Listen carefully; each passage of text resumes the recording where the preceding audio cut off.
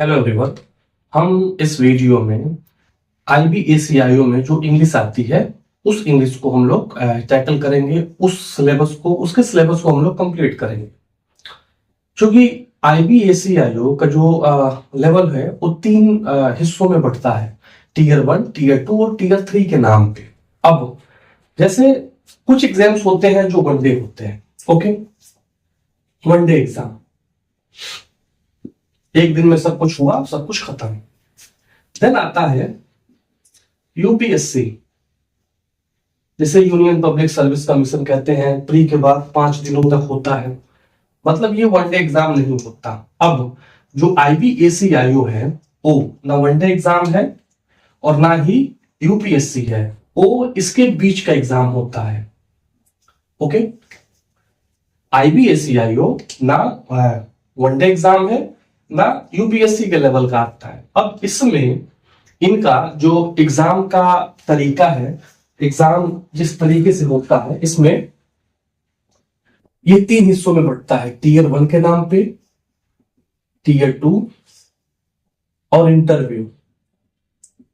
ये एग्जाम तीन हिस्सों में बढ़ रहा है, tier 1, tier 2 and then tier 3। अब सॉरी, इंटरव्यू। टीयर 1 के अंदर maths, reasoning and English, current affairs और जीके, ये 5 चीजें आपका टीयर 1 के अंदर आता है, जो ऑब्जेक्टिव टाइप का होता है। ठीक, एक सही, उस पर टिक मारना है आपने। दूसरा टीयर 2, ये पेपर डिस्क्रिप्टिव होता है। डिस्क्रिप्टिव, जिसके अंदर आपको चीजों को राइट करना होता है, लिखना होता है। ये पेपर सब्जेक्टिव होता है। ओके, मतलब टीयर 2 के अंदर आपको लिखना होता है, कुछ क्वेश्चंस होते हैं, उसके बेसिस पे आपको उसका जवाब देना पड़ता है। फिर बारी आती है इंटरव्यू की। इंटरव्यू के अंदर आप 7 से 8 मिनट के बीच में आपका इंटरव्यू होता है। अगर आप यहां भी क्वालिफाई कर जाते हो देन आप आईबी ऑफिसर बन जाते हो। अब मैं ये बात इसलिए बता रहा हूं इंग्लिश का टॉपिक शुरू करने से पहले, क्योंकि इसका जो करंट अफेयर है, जीके जीएस, ये ना वनडे का लेवल का होता है ना यूपीएससी के लेवल का। अब ये इसका मतलब क्या हुआ, अगर वनडे का कोई नोट्स चाहिए तो आपको इजीली मार्केट में अवेलेबल है। यूपीएससी का चाहिए तो इजीली इसके नोट्स जो है मार्केट में अवेलेबल है। लेकिन इनके बीच का जो ये पेपर है उसका नोट्स आपको कहां से मिलेगा, ये जो चीज है ये आपको कहां से मिलेगा। तो उसी के लिए मैंने इसके सिलेबस को, इसके टॉपिक को तैयार किया है। जब आप इस कोर्स में एनरोल करते हो तो आपको इनके नोट्स, करेंट अफेयर्स के नोट्स,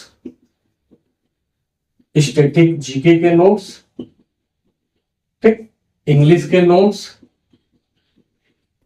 रीजनिंग के नोट्स और मैथमेटिक्स के नोट्स, और इनका सिलेबस कंप्लीट कराया जाता है। वीडियो के साथ इनके नोट्स मिलते हैं। अब ये जो मैथ्स होता है इसका लेवल वाकई में टफ होता है। जो इंग्लिश होता है इसका लेवल वाकई में टफ होता है, वनडे एग्जाम जैसा नहीं होता। समझ में आ रहा है? तो इसीलिए ये एग्जाम टफ हो जाता है। इसके अंदर जो ग्रामर पूछी जाएगी, इस आईबी के पेपर के अंदर ये जो ग्रामर पूछी जाएगी, ये सिर्फ ग्रामर नहीं होता है, वो फंक्शनल ग्रामर होता है। Functional grammar. अब ग्रामर और फंक्शनल ग्रामर में क्या डिफरेंस है, तो इसमें डिफरेंस ये है कि पार्ट्स ऑफ स्पीच के अकॉर्डिंग ये जो पेन है ये कुछ भी हो सकता है।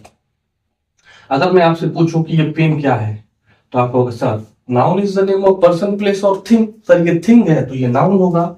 लेकिन ये पेन फंक्शनल ग्रामर में नाउन भी हो सकता है, वर्ब भी हो सकता है और एडजेक्टिव भी हो सकता है। अब ऐसा क्यों, इस तरीके से? तो इसका एग्जांपल है आई हैव अ पेन। मेरे पास एक पेन है। अब कहेंगे आप कि सब्जेक्ट, वर्ब और ऑब्जेक्ट। ऑब्जेक्ट के जगह पे क्या है, नाउन है। A noun is the name of person, place और थिंग। दूसरा, आई पेन अ पोयम। मैं एक कविता लिखता हूं। Subject, verb. ओके, अब यहां पे ये जो पेन है ये वर्ब हो गया। Then I have a pen friend, मेरे पास एक बातचीत करने वाला दोस्त है। अब इस नाउन के पहले ये जो पेन आया है ये कैसे काम कर रहा है? दोस्त कैसा है? चिट चैट करने वाला, बातचीत करने वाला। तो यहाँ पे नाउन, यहाँ पे वर्ब, यहाँ पे एडजेक्टिव, इसी को बोला जाता है फंक्शनल ग्रामर। तो आपके जो पेपर में आने वाला है वो ग्रामर नहीं, वो फंक्शनल ग्रामर है। तो इनके नोट्स मैं इस पे पढ़ाऊंगा, इनका नोट्स स्टडी मटेरियल वाले सेक्शन में आपको मिल जाएगा, डोंट वरी। ओके, तो अब इनके सारे नोट्स, इनको बहुत ही कॉम्प्रिहेंसिव तरीके से आपको पढ़ाया जाएगा। इसका वीडियो लेक्चर आपको मिल जाएगा। अगर आप टीयर 1 क्वालिफाई करते हो, ठीक, टीयर 2 में जब आते हो तो आपका लाइव क्लास होगा, जिसके अंदर इंटरनल सिक्योरिटी, इकोनॉमी, ज्योग्राफी और कुछ करेंट ओरिएंटेड टॉपिक्स को पढ़ाए जाएंगे। उनके बेसिस पे कुछ आपको क्वेश्चंस दिए जाएंगे लिखने को। आप जब लिखोगे उनके आंसर्स को चेक किया जाएगा। ओके, लेकिन अभी के लिए टीयर 2 क्वालिफाई करने के लिए और इंटरव्यू को फेस करने के लिए टीयर 1 का क्वालिफाई करना बहुत ज्यादा जरूरी है। So that is why this particular level, that is tier 1, is very important, and you have to pay attention and you have to read thoroughly this tier 1. okay, तो अब हम शुरू करेंगे। इस क्लास में हम लोग इंग्लिश शुरू करने वाले हैं। ओके, अब यहां पे इंग्लिश को हम लोग किस तरीके से पढ़ने वाले हैं, इनमें मैं आपको सिलेबस डिस्कस कर लेता हूं एंड देन हम लोग टॉपिक शुरू करेंगे।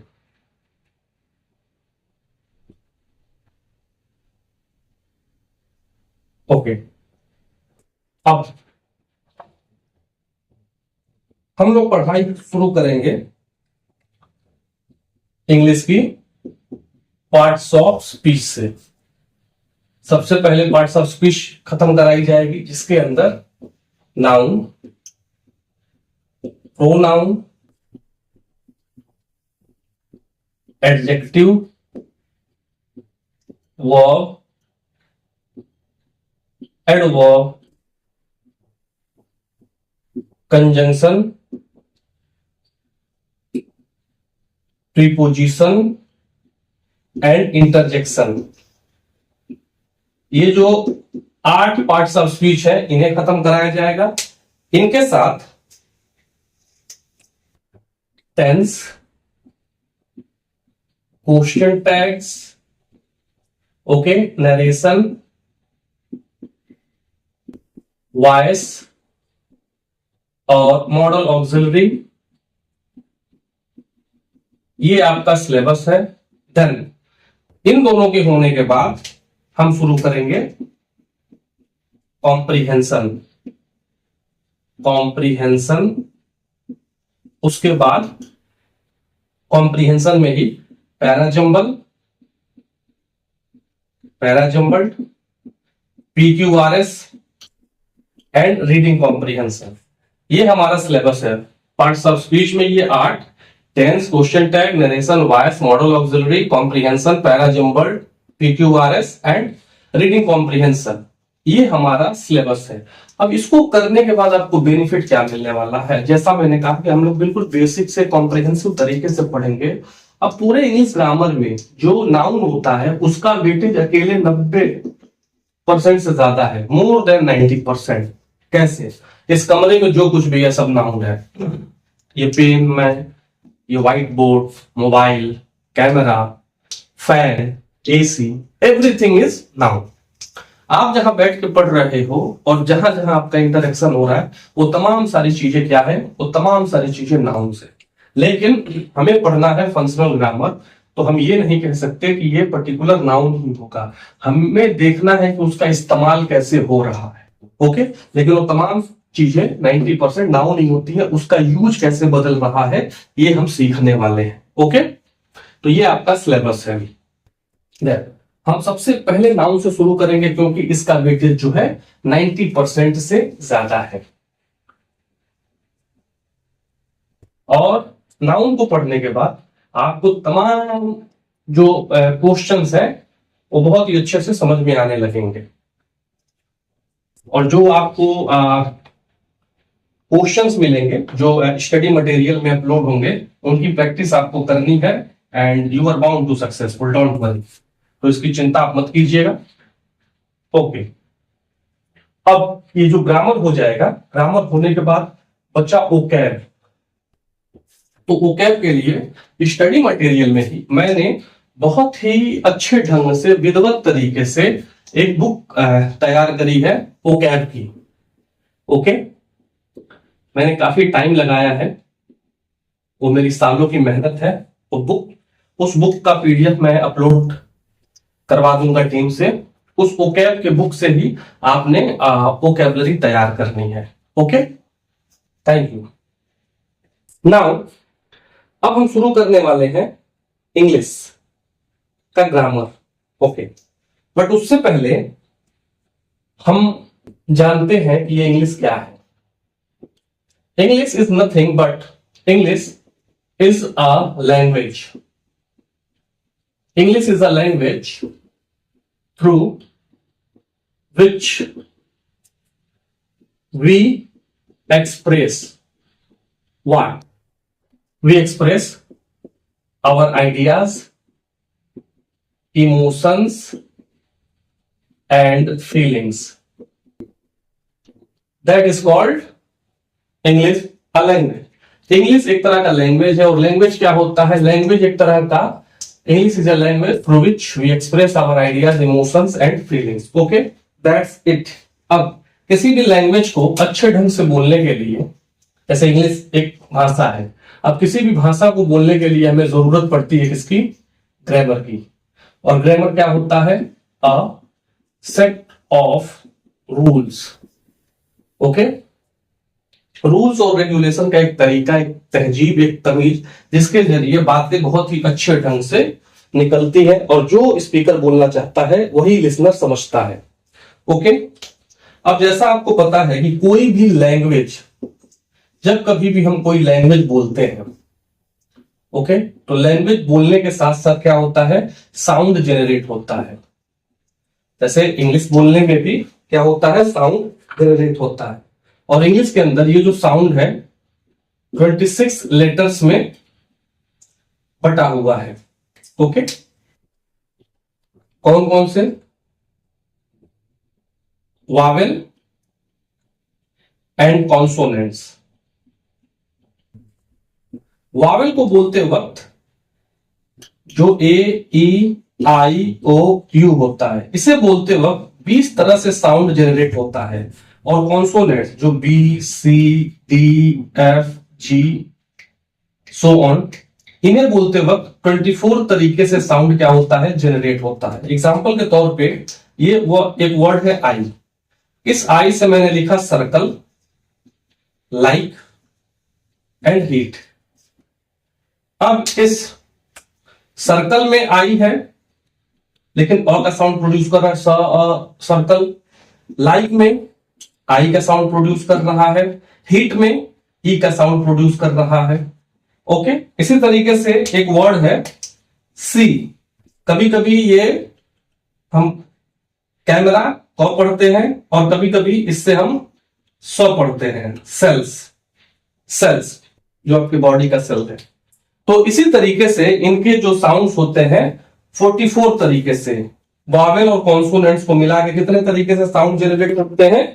44 तरीके से साउंड जनरेट होते हैं। ओके, लेकिन अब साउंड रिलेटेड क्वेश्चन तो आपके एग्जाम में आएगा नहीं। ओके ओके, तो ये चीजें हैं। आई होप कि यहां तक आपको बात समझ में आई होगी कि इंग्लिश क्या है? एक तरह का लैंग्वेज जिसके जरिए हम एक्सप्रेस करते हैं क्या? आइडियाज, इमोशन और फीलिंग को।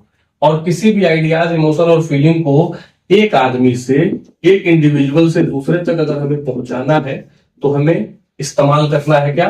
ग्रामर का। और ग्रामर क्या होता है? सेट ऑफ रूल्स, जिसके अंदर रूल्स और रेगुलेशंस होते हैं, वही हम पढ़ने वाले हैं। अब कोई भी लैंग्वेज जब हम बोलते हैं तो लैंग्वेज बोलते वक्त साउंड जनरेट होता है। अब ये साउंड इंग्लिश के अंदर 26 लेटर्स में बटा हुआ है। वावेल्स, और कॉन्सोनेंट्स के नाम पे। वावेल को बोलते वक्त 20 तरीके से साउंड जनरेट होता है और कॉन्सोनेंट्स को बोलते वक्त 24 तरीके से साउंड जनरेट होता है। उसके बाद जब हम आगे अपनी कहानी लेके चलते हैं तो हम पहुंच जाते हैं फ्रेज पे। फ्रेजेस, फ्रेजेस क्या होता है? फ्रेजेस होता है a group of words, a group of words without complete meaning, शब्दों का समूह लेकिन इसका कोई भी मीनिंग नहीं होता। जैसे एग्जाम्पल है इसका करण एंड अर्जुन, राम एंड श्याम, शब्दों का समूह तो है लेकिन इसका कोई पूरा पूरा मतलब नहीं निकल के आया। That is called phrase. Okay, now अब जब यहां से बात आगे बढ़ती है तो हम पहुंच जाते हैं सेंटेंस। सेंटेंस में क्या होता है? फ्रेज क्या होता है? Group of word without complete meaning. Sentence क्या होता है? A group of words with complete meaning. ये क्या होता है? सेंटेंस क्या होता है? Group of word with complete meaning. Okay, I hope ये बात आपको समझ में आई। फ्रेज और सेंटेंस के अंदर किन किन चीजों का डिफरेंस होता है ये आपको समझ में आ गया होगा। नाउ एक सेंटेंस के अंदर हमेशा आप ध्यान दीजिएगा, एक सेंटेंस के अंदर हमेशा आपको देखने को मिलेगा इन अ सेंटेंस एक चीज वो पक्की है जो देखने को मिलेगी, क्या? Arrangement of words. ओके, शब्दों का अरेंजमेंट बहुत अच्छा होता है। अगर शब्दों का अरेंजमेंट अच्छा नहीं होगा तो सेंटेंस का मतलब ही बदल जाएगा। और इसी अरेंजमेंट ऑफ वर्ड्स को क्या बोला जाता है? स्ट्रक्चर, और कई लोग इसे बोलते हैं सिंटैक्स। कई किताबों में इसे सिंटैक्स के नाम भी पढ़ाया जाता है। अब इसका क्या मतलब है कि in a sentence arrangement of word या फिर स्ट्रक्चर या सिंटैक्स देखने को मिलेगा। वैसे अगर आप ये कहते हो बच्चे को उबालकर दूध पिलाओ, अब इस सेंटेंस में क्या गड़बड़ी है? बच्चे को उबालकर दूध पिलाओ, तो आप कहोगे सर आपको इस सेंटेंस का स्ट्रक्चर ठीक करना है, इसका स्ट्रक्चर या फिर सिंटेक्स ठीक करना है, और आपने ये बोलना है सर कि दूध को उबालकर बच्चे को पिलाओ। अब क्या कहोगे? दूध को उबालकर बच्चे को पिलाओ। तो ये है arrangement of sentence. Okay, I hope यहां तक आपको बात समझ में आई होगी। फ्रेज क्या है, सेंटेंस क्या है, और एक सेंटेंस के अंदर आपको देखने को मिलेगा क्या? अरेंजमेंट ऑफ वर्ड्स, और इसी अरेंजमेंट ऑफ वर्ड्स को क्या बोलते हैं? स्ट्रक्चर या फिर सिंटैक्स। और इसका यहाँ पे आप एग्जाम्पल देख लीजिए। ओके, और ये वोकैबुलरी क्या है? मेरी बुक जो मैंने तैयार की है। जब आप कोर्स में एनरोल करते हो तो आपको वोकैब की बुक मिल जाती है, और आपको इसके अलावा और कहीं से वोकैब पढ़ने की जरूरत नहीं है। ये सब कुछ कवर कर देगा, डोंट वरी। ओके, अब आप लोगों ने इंग्लिश लैंग्वेज है ये समझ लिया। ओके, अब इसी लैंग्वेज से साउंड जनरेट होता है। साउंड 26 लेटर में बटे होते हैं वावेल और कॉन्सोनेंट्स के नाम पे। ये बातें आप लोगों ने जान ली। फिर हम लोग पढ़े थे फ्रेज तक। फ्रेज के बाद हम लोग सेंटेंस तक पहुंच गए, और सेंटेंस तक पहुंचने के बाद हमने देखा कि सेंटेंस के अंदर क्या होता है? अरेंजमेंट ऑफ वर्ड, सिंटैक्स, या फिर इसी को बोला जाता है स्ट्रक्चर। ओके, कई किताबों में कंकर्ड के नाम से भी इसे पढ़ाया जाता है। ये तमाम सारी चीजें एक ही हैं। ये सारी चीजें कवर कराई जाएंगी आपकी, डोंट वरी। ओके ओके, अब एक सेंटेंस के अंदर कोई भी जब आप सेंटेंस लिखते हो तो ये बात याद रहे कि इसका जो स्ट्रक्चर होता है कुछ इस प्रकार होता है। ओके, सब्जेक्ट, वर्ब और ऑब्जेक्ट। सब्जेक्ट, वर्ब और ऑब्जेक्ट। सब्जेक्ट की जगह पे होता है नाउन, प्रोनाउन या फिर नाउन इक्विवेलेंट, नाउन प्रोनाउन या फिर नाउन इक्विवेलेंट। हमेशा सब्जेक्ट की जगह पे याद रहे कि या तो नाउन देखने को मिलता है या प्रोनाउन या फिर नाउन इक्विवेलेंट। अब ये नाउन इक्विवेलेंट क्या है, ये चीज क्या है, इसको हम जानने वाले हैं। नाउन और प्रोनाउन क्या होता है आप जानते हो, लेकिन हम इसको बहुत ही डीप में पढ़ने वाले हैं। देन बारी आती है वर्ब। वर्ब की जगह पे या तो helping verb, is, are, am, was, were, will, shall, has, have, had, can, could, may, might देखने को मिलता है, या फिर main verb. Okay, main verb में क्या होता है, वर्ब की फर्स्ट फॉर्म से लेके वर्ब की फिफ्थ फॉर्म। ठीक है, जैसे गो, वेंट, गॉन, गोइंग, गोज, ये 5 फॉर्म। फिर ऑब्जेक्ट की जगह पे या तो नाउन या तो प्रोनाउन या फिर एडवर्ब होता है, और कुछ नहीं होता। तो याद रहे, एक सेंटेंस का जो स्ट्रक्चर होता है ये वही होता है, सब्जेक्ट, वर्ब, ऑब्जेक्ट। सब्जेक्ट की जगह पे ये 3 चीजें, वर्ब की जगह पे ये 2 चीजें, ऑब्जेक्ट की जगह पे ये 3 चीजें, इनके अलावा और कुछ नहीं होता। अब आप कहोगे सर इतना थोड़ी होता है, जब हम लोग रीडिंग कॉम्प्रिहेंशन करते हैं तो उसमें लंबी चौड़ी बातचीत होती है। ओके, लंबी चौड़ी बातचीत होती है, सिर्फ सब्जेक्ट, वर्ब, ऑब्जेक्ट थोड़ी होता है। आपने बिल्कुल सही कहा, क्योंकि इनके बीच में कंजंक्शन होता है, प्रीपोजिशन होता है, एक से ज्यादा एडवर्ब होता है, एक से ज्यादा प्रीपोजिशन होता है। तो वही बातचीत लंबी चौड़ी खींच के आगे रख दी जाती है। ठीक है, इसीलिए मैंने कहा कि हम लोग इसको बहुत कॉम्प्रिहेंसिव तरीके से पढ़ेंगे, तो आपको समझ में आएगा कि किस तरीके से रीडिंग कॉम्प्रिहेंशन को डील करना है और किस तरीके से तमाम एस्पेक्ट को हम लोग करने वाले हैं। ओके ओके, अब नाउन क्या है, अब हम लोग टॉपिक शुरू करने वाले हैं कि नाउन क्या है। ओके, नाउन क्या है, तो बचपन में जो हमें डेफिनेशन बताई गई थी नाउन की, क्या है, a noun is the name of person, place और thing. A noun is the name of person, place और थिंग, यही नाउन है। ओके, यही बताई गई थी हम लोगों को बचपन में। ठीक, a noun is the name of person, place और थिंग। जैसे कुछ examples, Karan has a car, Kamran went, Kamran bought a pen, Sneha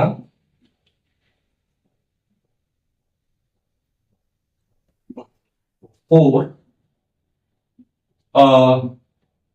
new dress. अब इस 3 सेंटेंस में अगर मैं आपसे कहूं, इन 3 सेंटेंस में आपने पता करना है कि नाउन क्या है, तो बड़ा इजी है बताना। Noun is the name of person, place और थिंग, बहुत इजीली तरीके से आप बता दोगे। सर इसमें पर्सन नाउन होता है, कार थिंग होता है।